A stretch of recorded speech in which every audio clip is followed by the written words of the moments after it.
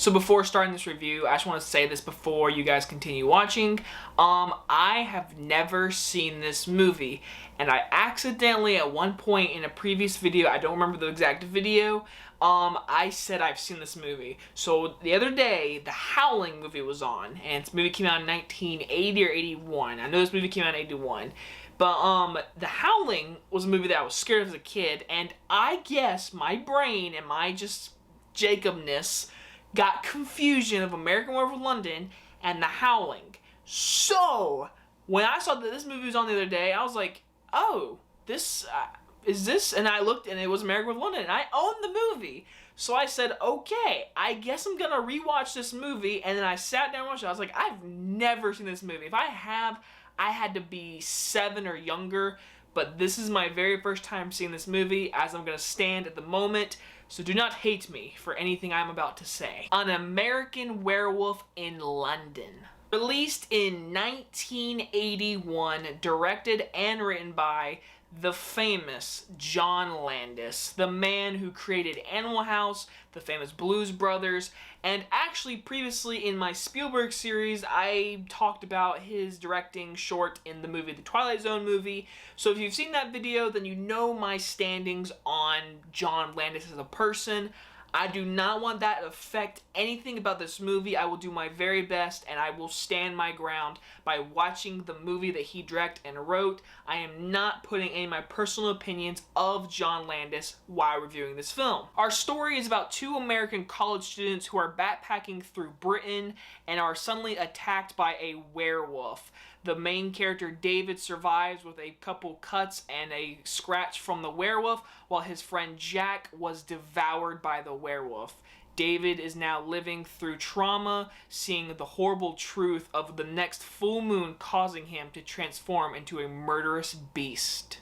So like I said, I'm going in this movie fresh. I have never seen this movie. I'm saying that now.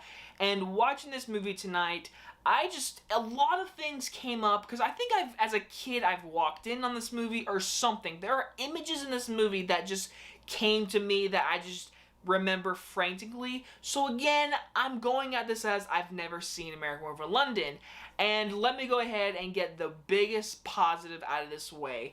John Landis inspired so many filmmakers from this movie. One and the only, Sam Raimi for Evil Dead 2, Edgar Wright for Shaun of the Dead. I mean, this movie created a new genre of horror, because back then when this movie was being made, John Landis at 18 years old wrote the script, a first draft, and then after he made the Blues Brothers and got a big hit with Animal House, he got the earnings to make this movie, and he finally did it. Studios were like, you're making a horror film or a comedy? He would say it's a horror movie, but it's got comedy in it, and it for sure does. This movie, I straight up thought this movie was just a horror film, so I was totally off put by this comedy in the movie, and it really worked for me. A lot of it did. Some of it didn't, but like 85% of this movie really did work for me, and I like that a lot with this movie because of how different it is. Because you really think, like again, I was thinking werewolf, bloody movie, John Landis, Rick Baker's makeup effects. I mean, this is your basic horror movie. It is it, but it's also got genuine human comedy thrown in there, and it gives it a different taste, and it inspires the horror comedy genre, which we are a lot used to today, especially again with like Evil Dead 2 and a bunch of other films. So however I feel about John Landis, I will give him credit. The film is really, really well directed. Of course, John Landis is very famous for many movies and stuff like that. I'm always going to remember John Landis, especially for the Michael Jackson's Thriller music video. Best music video ever to be produced, made, ever. He'll always remember that. And this movie was a huge inspiration towards that music video, especially watching this movie, and then literally right when the movie ended, I looked up the music video and watched it.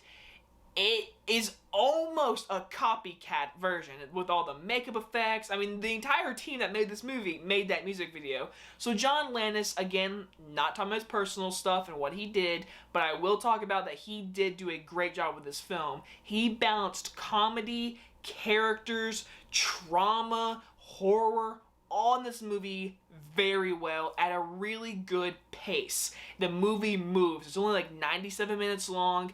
It goes by fast and it's really quick. And our main character David, which I didn't know the actor's name, my mom and dad just kept saying, hey, it's the Dr. Pepper man, which apparently he was the face of Dr. Pepper at one point. Again, I didn't know that. But the guy who plays David, I thought he was really good. He does a really good job with physical comedy, the line delivery of comedy, which is so hard to do. He's really good when he's obviously transformating and going through this trauma of like seeing his dead friend, which are hands down the best scenes. The scenes with David and his dead friend Jack is hands down the best scenes. There's 3 times they meet each other when Jack is dead, and all 3 of them are the best scenes in my opinion. At the hospital bed, when he's got these great makeup effects by Rick Baker, the blood and the chunky meat, whatever. The next time we meet him, which is more like dead skin, you can see his eyes, and he's really scary looking.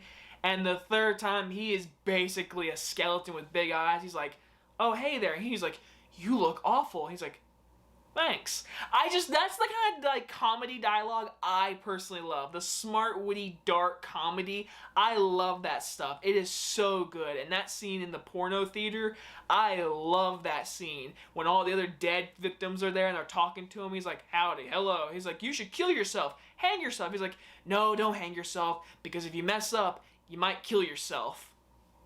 It's just a knock on the head. That's just funny to me. He's like, you'll mess up because you'll kill yourself, even though they're trying to kill him. It's funny. I love that dark humor. It is so good. The porno theater, that entire scene, I laughed out loud because the people, they're so ridiculous. They're dead. They're stuck in limbo, so they can't be dead, so they're undead.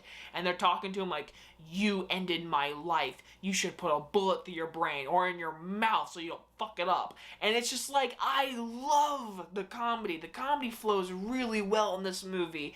And again, the horror aspects, the movie is bloody. And I mean bloody. Especially the 3rd act of this movie, super duper bloody and very entertaining and stuff. And I was into this movie. And I really like these nightmare scenes we get in the earlier part of the film when he's in the bed, in the hospital bed. He gets these nightmare scenes, and one of them is insane. It's like these like Nazis bursting into this home of David and like cutting his throat and like blasting his family. It's ridiculous, but it's crazy. And I was like, I'm down. I love how corny it is, but how horror it is. It's a weird concept, and that's what John Landis' writing and dialogue and the tone is really good, because the first 20 minutes, there's such a great setup. The spooky town, these 2 guys walking through these mountain fields, it's cold, it's rainy, these werewolf noises. What is that? I think it's a sheepdog, or whatever it is. First off, what the fuck is a sheepdog? Is that a real thing? Comment below, because I thought it's either a joke or it's a real thing. I don't know. But I love when the attack happens and they kill his friend Jack brutally too, and then David gets attacked, and when the villagers shoot the werewolf, it turns back into human, which at first caught me off guard. I was like, oh, they killed him and he turned into a human. Makes sense. And these people write it off and make the hospital think that David is fine. He was attacked by a psychopath. It gets good mystery. It's like, what's going on here? And the entire time, Jack, as a dead human being, is telling him, you're going to turn into a werewolf and you're going to kill people. And the movie, it deals with it in a comedy way, psychological way, with these nightmares. And then we get the famous scene, which again, even though I'm going in this movie, I have not seen it. I've heard of it. I know about the scene, the transformation scene.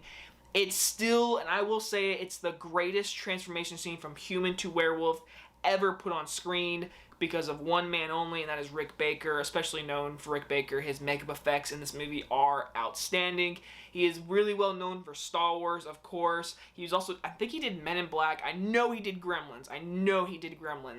But he did this effects in this movie, and it is bone-crunching, amazing. I love this entire sequence, and the music, the slight music in the background. It's not a score, it's a slight song, and the music, this entire movie, every song has the word moon in it, which is a great little reference. But like I said, it is hands down the greatest scene of a human turning into a werewolf ever put on screen. Hands down, I'll give it that title for sure. Now, like I said, I do have actually some issues with this movie, and I did look up some stuff for the movie because I needed to know certain things, and I'm going to talk about major spoilers even though the movie's been out for over 30 years and all, but I do got to talk about some stuff that I just didn't like. The editing is not my favorite because I feel like they edited out some important stuff. There's this doctor that really wants David, and he wants him, and he's trying to figure out like, hey, I think he's telling the truth. I don't think these cops are, there's something sketchy happening. So this doctor goes through everything to figure it out. It feels kind of rushed. Like it feels like he knows everything because he's got a script in his hand. Like that's what it feels like. The character feels like we need this character to happen because we need audience to explain, like, we need to get him here. He is a werewolf. He is in danger. I don't know. It felt very rushed. And also rushed is this damn relationship. David falls in love with the nurse who is absolutely amazingly gorgeous. But then, like, they fall in love like that. I mean, we have cutesy moments of her feeding him and stuff in the hospital. And then he comes and lives with her, I guess, for a little bit.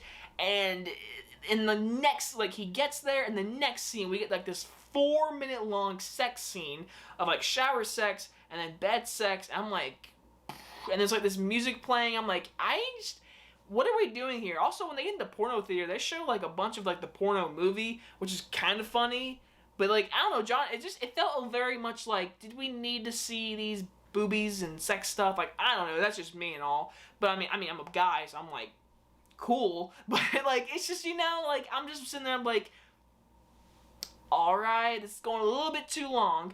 But, yeah, this whole relationship, I just didn't buy, especially after he turns her werewolf the first time, and then he becomes, like, involved with her, like, he's biting her, he loves her, he's kissing her, and the next scene, when they get in this taxi cab, they find out about these murders that he did last night, and then he's, like, instantly, like, trying to get arrested, which was a great scene. I love when he's trying to get arrested. He's like, Elizabeth the Queen was a bitch, fuck, shit, cunt, and he's trying to get arrested. It was really funny. I love that kind of stuff, like I said. But, no, like, it feels like there's, like, a scene missing. Like, it feels like it's rushed, like, quick, quick, quick. And then, in my personal opinion, the ending is really good. It's a big action sequence. The whole England is basically being attacked by the werewolf. Heads are flying over, blood, cars crashing, people getting run over. And then we get to see the werewolf get put down when she goes and says, I love you, and the wolf jumps at her. They shoot him from a very far distance, and they get him precisely. And then we see his dead body. I mean, it's so quick. We see the cops and the doctor and her faces, and we see the body of him, and he's dead. Credits, bam, over. I'm like, that's it?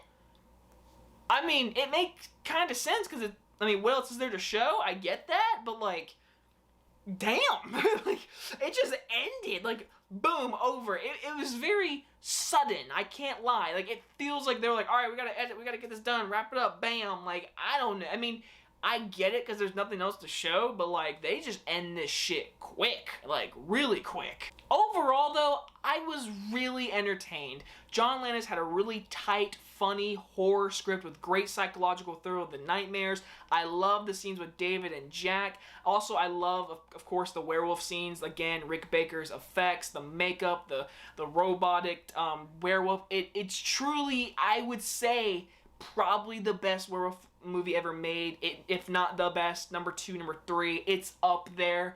It is really just amazing with the comedy, the horror, all that stuff. Again, I have a few issues with the editing, the relationship, the ending, which did bother me a little bit. I cannot lie, that's just my opinion. If you don't like it, it's fine, I get it. But for me, it's a very entertaining movie. It affected horror comedy forever. It changed the game for certain directors, like I said, and it helped a lot of make good movies. Shaun of the Dead and Evil Dead 2 are some of my favorite horror comedies ever, and it's all from this film. It did a really good job in theaters. It is a cult classic. I will give An American Werewolf in London a B+. I'm very glad that I can now say I've seen the movie, but again, I feel like I have, but I just honestly don't remember. And after watching The Howling the other day, I was like, okay, I need to figure this out. And then I watched it, and I was like, okay, I've seen it. I was like, I'll review it too. So leave a comment below if you have any other movies you want me to review, guys. Don't forget about that. Any directors out there, series, stuff like that, just let me know. Tell me what to review. But for now, I'm just going to keep reviewing rental movies and old movies. Hope you guys enjoyed this older movie review, and I will see you guys next time. Bye-bye, everyone.